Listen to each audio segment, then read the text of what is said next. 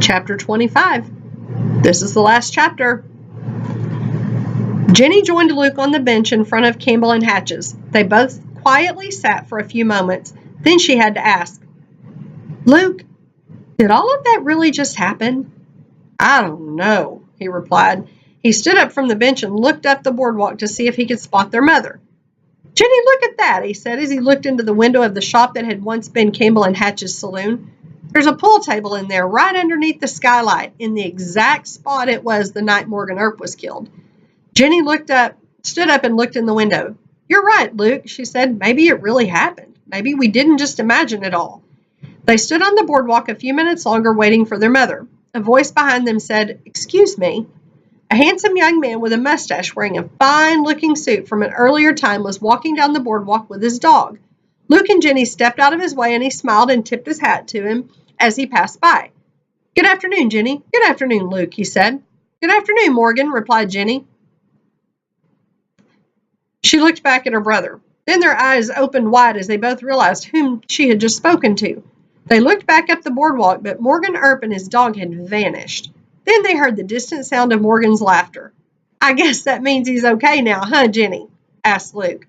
"I think so, Luke," she replied. "I think he just wanted to let us know he's all right." "Hey, you two," said a voice behind them. Luke and Jenny turned around. "Mom!" they both exclaimed at the same time. Ellen Bartlett's arms were full of shopping bags. "Here, Mom, let me help you," said Luke as he took a couple of the bags. "Wow," said Jenny, "it looks like you bought the whole store." "Well, I had to get a little something for everybody," she said as they walked to their car. A man in cowboy clothes walked up to them. "Howdy, folks," he said. "There's a gunfight show this afternoon at the OK Corral," he said. "No, thanks. We already saw it," said Luke. Jenny gave her brother a strong look. "You know, in the movies," he added. At the car, their mother handed them their presents while they put the rest of the bags in the trunk. She gave Jenny a T-shirt that said Tombstone on the front, and she gave Luke a baseball cap that also said Tombstone. "Thanks, Mom," said Jenny. "Cool," said Luke. "Thanks, Mom." They got into the car and buckled their seatbelts. Ellen started the car. Luke reached into his backpack and asked her if she would mind charging his tablet. "Did you run the battery down already, Luke?" she asked. "Yes," he replied as she plugged the phone into the car charger. "You and your game apps. You know, one of these days, Luke, you're going to have to get out into the world and be around real people for a change." Luke and Jenny looked at each other and started giggling as their mom backed out the car and pulled onto the street.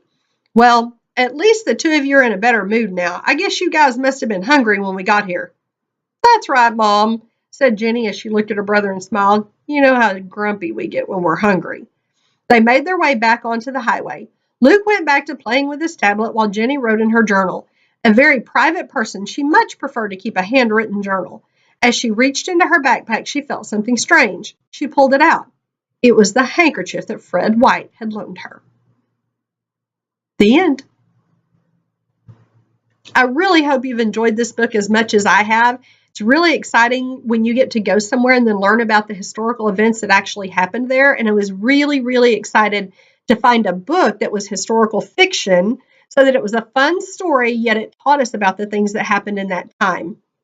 I hope that you enjoyed the historical fiction as well, and I hope you'll read some more in the future because it can be a really, really fun genre of book to read.